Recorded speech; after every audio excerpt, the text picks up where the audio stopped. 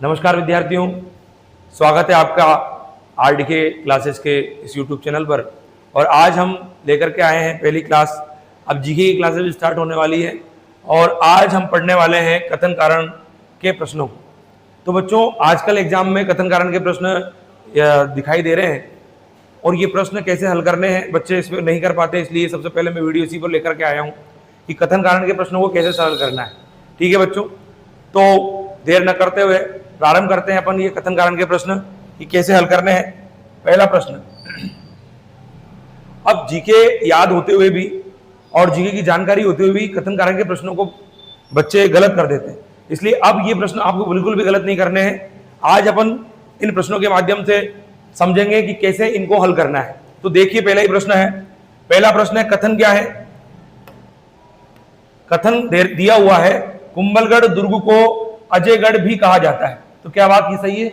बिल्कुल सही है, इसे अजयगढ़ भी कहा जाता है। सहवाज खां ने इसको थोड़े समय के लिए लिया था और इसका जो कारण है वो कारण क्या है? इस दुर्ग की विशाल प्राचीर और इसकी भौगोलिक स्थिति के कारण इसे इतिहास में केवल एक बार छोड़कर कभी जीता नहीं जा सका और इसीलिए इसको अजय दुर्ग कहा जाता है। इसका मतलब इसका जो कारण है वो भी बिल्कुल सही है। ठीक, इसका मतलब कथन भी इसका सही होता है और कारण भी इसका सही होता है, दोनों सही है। अब बात करते हैं इसके स्पष्टीकरण। तो स्पष्टीकरण के लिए क्या करना है? ये जो कथन और कारण है इसको आपको लिंक करना है। और कैसे करना है? तो उसके लिए एक शब्द है क्योंकि। क्योंकि या हम बात कर सकते हैं इसलिए, या हम बात कर सकते हैं इसलिए। इन दोनों शब्दों पर आपको ध्यान देना है, ज्यादा नहीं सोचना है, बस ये ध्यान रखना है क्योंकि और किस लिए। तो पहला कथन हो जाता है, कुंभलगढ़ दुर्ग को अजयगढ़ भी कहा जाता है क्योंकि इस दुर्ग का विशाल प्राचीर और उसकी भौगोलिक स्थिति के कारण इसे इतिहास में केवल एक बार से छोड़कर कभी जीता नहीं जा सका। तो मतलब बिल्कुल सही है, इसीलिए ए और आर दोनों सही हैं और आर ए की स्पष्टीकरण करता है। तो क्या हो जाएगा उत्तर? ए। उम्मीद करता हूं आपको इस समझ में आया होगा और इसी के साथ और प्रश्नों को भी हम सरल करेंगे जिससे आप बिल्कुल अच्छे तरीके से समझ सकें कि कथन कारण के प्रश्नों को कैसे सरल करना है। तो आइए दूसरे प्रश्न पर। प्रश्न दूसरा है और ये कथन दिया हुआ है, जैसलमेर के सोनार किले को धानवन्य दुर्ग की श्रेणी में रखा गया है। तो इसे धनवदुर्ग कहा जाता है ना, रेतीला किला कहा जाता है। ये बिल्कुल सही बात है। दूसरा, इसकी कारण की हम बात करें तो कारण क्या कहता है? यह दुर्ग चारों ओर से विशाल मरुस्थल यानी रेत के टीलों से घिरा हुआ है, इसलिए तो धनवदुर्ग कहलाता है। ये तो बिल्कुल सही बात है ना। तो ये जो दुर्ग है, मतलब पहले अपन को देखना है कि दोनों कथनों को कि दोनों कथन सही है या नहीं है। पहला कथन की हम बात कर रहे हैं, कथन जैसलमेर में के सोनार किले को धनवदुर्ग कहा जाता है, बिल्कुल सही बात है। दूसरी हम बात करें कारण, यह दुर्ग चारों ओर से विशाल मरुस्थल से घिरा हुआ है, ये भी सही है। तो दोनों जो है सही है, लेकिन अब ये स्पष्टीकरण करता है कि नहीं करता है, उस पर हम बातचीत करें तो देखेंगे क्या करेंगे। क्योंकि इस शब्द को हम जोड़ेंगे तो जैसलमेर के सोनार किले को धानवे दुर्ग कहा जाता है, किस श्रेणी में रखा जाता है? क्योंकि यह दुर्ग चारों ओर से विशाल मरुस्थल से घिरा हुआ है। तो इसका मतलब ए और आर दोनों सही हैं और आर ए का सही स्पष्टीकरण करता है। उत्तर क्या हो जाएगा पुनः? तो बच्चों, आप इसका स्क्रीनशॉट ले सकते हो। और अब इसके बाद हम लेते हैं तीसरा प्रश्न। तो देखिए वापस प्रश्न क्या कह रहा है, उसका कथन क्या कह रहा है? बेणेश्वर मेला आदिवासियों का कुंभ कहलाता है। क्या बेणेश्वर मेला आदिवासियों का कुंभ कहलाता है? बिल्कुल कहलाता है।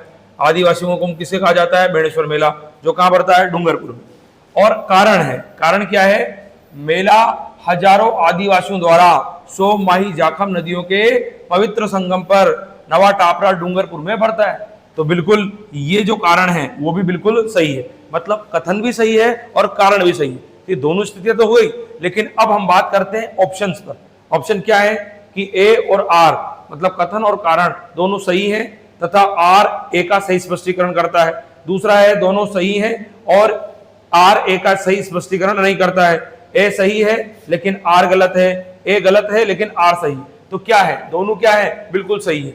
अब हम बात करते हैं स्पष्टीकरण की। तो हमें क्या करना है? हमें क्या करना है, हमें देखना है क्योंकि या फिर एक और शब्द इसलिए, और इन दोनों शब्दों से ये पता चल जाएगा कि कथन इस कारण का स्पष्टीकरण करता है या नहीं। तो बेणेश्वर मेला आदिवासियों का कुंभ कहलाता है।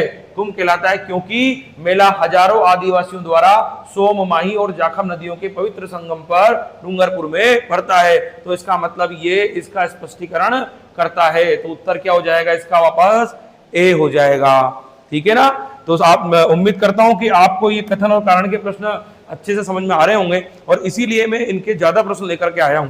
अभी जितने भी एग्जाम हुए हैं उनमें अधिकतर प्रश्न कथन कारण से संबंधित आ रहे हैं। बच्चों को जीके का ज्ञान होते हुए भी इन प्रश्नों को गलत कर देते हैं, इसलिए इस कक्षा के बाद उम्मीद करता हूं कि आपके प्रश्न गलत नहीं होंगे।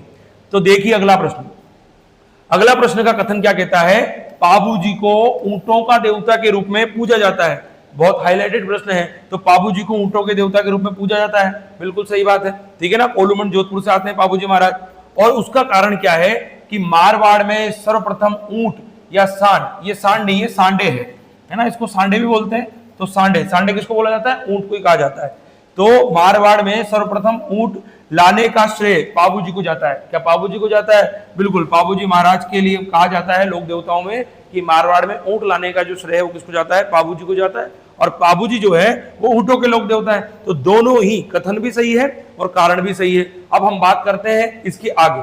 तो अब अगर इस स्पष्टीकरण की हम बात करें कि ये है, ये करता है व्याख्या या नहीं करता है, तो हमें क्या करना है, क्या करना है, हमारा जो शब्द है क्योंकि, क्या है क्योंकि, या फिर क्या है इसलिए, है ना, इनसे ही आपको पता चल जाएगा कि ये स्पष्टीकरण करता है या नहीं करता है। तो पाबू जी को ऊंटों के देवता के रूप में पूजा जाता है क्योंकि मारवाड़ में सर्वप्रथम ऊंट लाने का श्रेय किसको जाता है, पाबू जी को।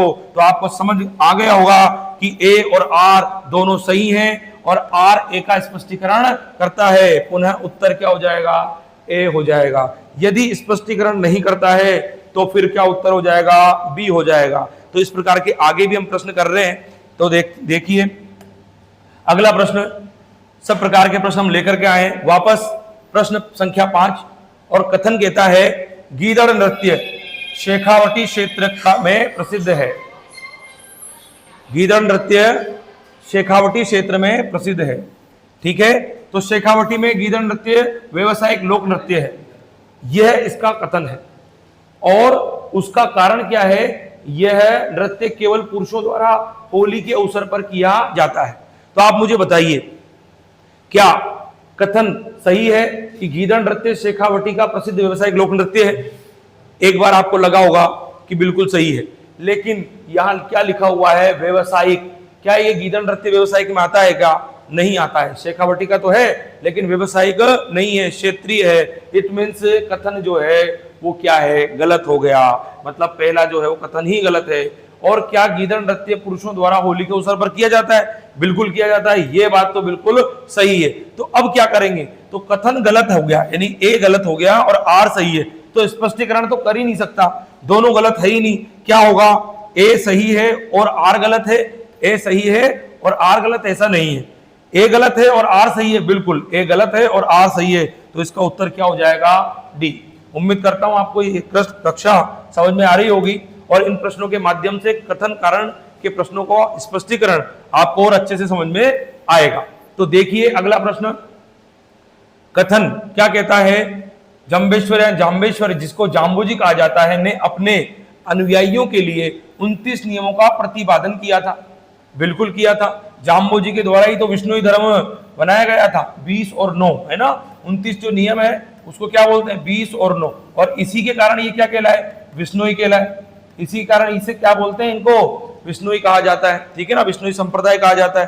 तो ये तो सही है। कारण की बात करें, जाम्बोजी द्वारा परिवर्तित संप्रदाय को विष्णुई संप्रदाय, जो मैं बात कर रहा था, मतलब कि कारण तो वही कह रहा है, तो बिल्कुल सही है। तो इसका मतलब आर भी सही है। लेकिन अब ये इसका स्पष्टीकरण करता है कि नहीं करता, कैसे पता लगेगा। तो हमारा शब्द जो है वो क्या है, क्योंकि। तो हम क्या करेंगे, जाम्बोजी ने अपने अनुयायियों के लिए 29 नियमों का प्रतिपादन किया, क्योंकि जाम्बोजी द्वारा परिवर्तित संप्रदाय को विष्णुई संप्रदाय कहा जाता है। या फिर हम क्या बोल रहे थे, इसलिए, या फिर हम क्या बोल रहे थे, इसलिए, है ना। तो ये दोनों शब्द से पता चल जाएगा कि जाम्बोजी अपने अनुयायियों के लिए 29 नियमों का प्रतिपादन किया, इसलिए जाम्बोजी ने ये परिवर्तन, ये जो संप्रदाय है वो क्या कहलाता है, विष्णुई संप्रदाय कहलाता है। तो इसका मतलब ये क्या करता है, इसका स्पष्टीकरण करता है। तो उत्तर क्या हो जाएगा इसका, ए हो जाएगा। ठीक है बच्चों, चलो इसके बाद फिर वापस पुनः अगला प्रश्न हम देखते हैं। अगला प्रश्न क्या कहता है कथन का, तो कथन कहता है उस्ता कला बीकानेर की एक अद्वितीय लोक कला है। उस्ता कला बिल्कुल बीकानेर की, हिसामुद्दीन उस्ता उसके प्रमुख कलाकार रहे हैं, तो ये बीकानेर की एक लोक कला है, ये बिल्कुल सही कथन है।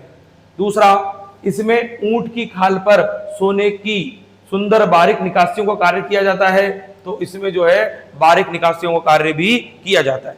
ऊंट की खाल पर सोने की बारीक निकासियों का कार्य ही उस्ता कला कहलाता है ना, उसकी परिभाषा ही यही है। तो इसका मतलब कथन सही है और कारण सही है। तो आप बताइए कमेंट में कि इसका उत्तर क्या होगा।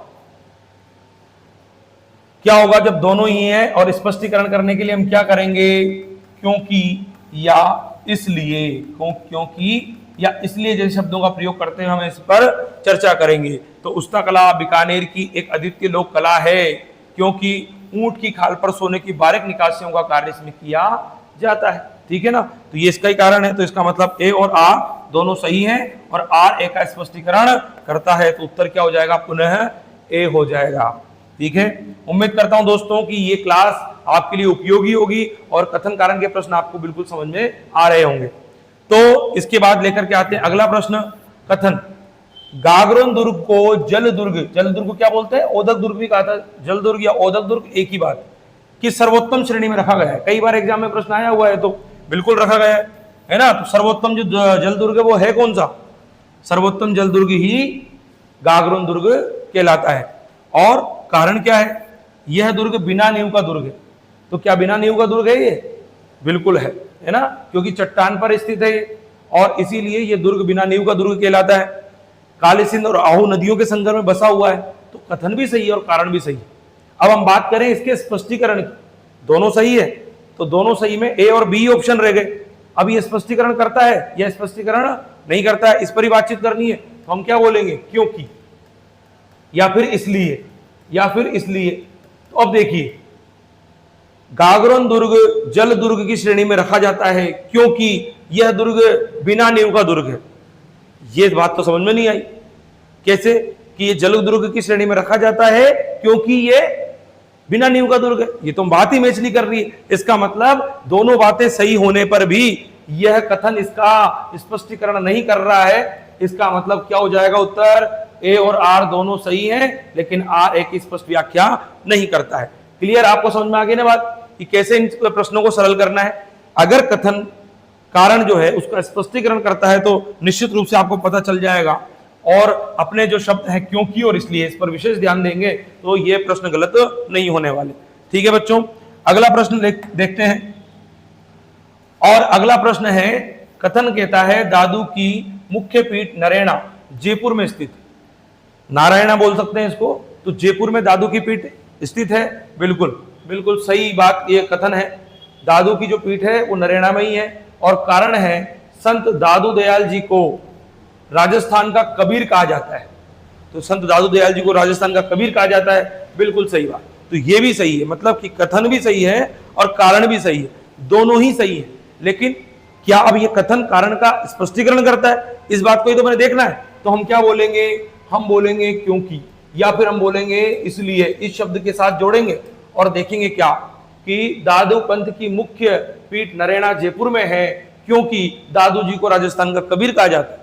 अब राजस्थान का कबीर कहा जाता है इसलिए उसकी पीठ नरेना में होगी, या नरेना में पीठ इसलिए उन्हें कबीर कहा जाता है। तो इसका मतलब ये दोनों इसका स्पष्टीकरण नहीं करता है, नहीं करता है। तो उत्तर क्या हो जाएगा, उत्तर हो जाएगा ए और आर दोनों सही हैं, लेकिन आर ए का स्पष्टीकरण नहीं करता है। उत्तर क्या हो जाएगा, बी। उम्मीद करता हूं कथन कारण के प्रश्न आपको समझ में आ रहे होंगे, और इसके बाद आगे भी हम इसी प्रकार के प्रश्नों को लेकर आपके सामने आएंगे, तो और अच्छे तरीके से आप चीजों को समझेंगे। चलो एक और प्रश्न पर हम चर्चा कर लेते हैं, और ये अंतिम प्रश्न है हमारा, इस पर हम चर्चा कर रहे हैं। इसका जो कथन है, अब इसका जवाब आपको कमेंट में देना है, और जो जो सही उत्तर देगा जल्दी लाइक करना है इस वीडियो को। ठीक है, कथन की हम बात करें, बाबा रामदेव जी को सांप्रदायिक, ये सद्भावना है, ये क्या लिखा हुआ है, सद्भावना। ठीक है, तो बाबा रामदेव जी जो है उनको सांप्रदायिक सद्भावना का प्रतीक माना जाता है, बिल्कुल माना जाता है। पीर है, पंच पीरों की श्रेणी में आते हैं लोक देवताओं में, है ना। तो मेला अगर इनकी बात करें तो मेला भी सांप्रदायिक सद्भावना का मेला है। अब इनकी बात करें मंदिर की, तो मंदिर भी सांप्रदायिक सद्भावना, तो सभी लोग इनको मानते हैं, पीर कहलाते हैं राजस्थान के। तो निश्चित रूप से ये जो कथन है वो तो बिल्कुल सही है। और दूसरी आता है कारण। इनकी पूजा हिंदू कृष्ण के अवतारी यानी कृष्ण के रूप में और मुस्लिम रामसा के पीर में करते हैं। तो क्या ये बिल्कुल सही है कि नहीं है? तो बिल्कुल सही है। हिंदू कृष्ण का अवतार मानते हैं और रामसा पीर इन्हें कहा जाता है, ठीक है, रोणेचरा धनी ने कहा जाता है। तो इसका मतलब कारण भी सही है, तो कथन भी सही और कारण भी सही, ये दोनों ही सही है। अब ये बताइए कि ये स्पष्टीकरण करता है या नहीं करता है? जल्दी से कमेंट में बताइए कि ये स्पष्टीकरण करता है या नहीं करता है, और इसका स्क्रीनशॉट ले सकते हो आप।